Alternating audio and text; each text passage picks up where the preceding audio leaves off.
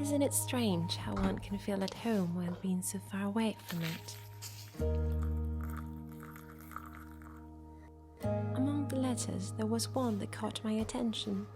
I do not believe it is just a mere coincidence.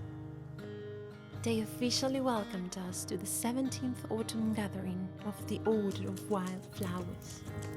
The main room was lit up by the fireplace and several candles creating a magical aura. There was enough food and even more dessert. We walked downstairs feeling like royal fairies.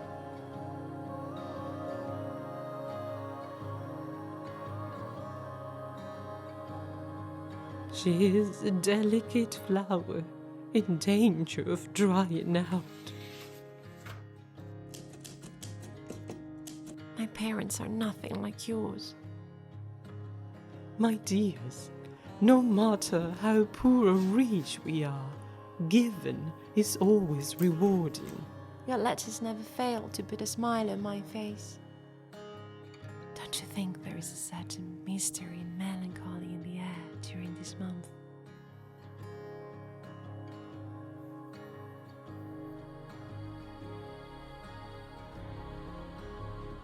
No rush, no hurry, living in the moment.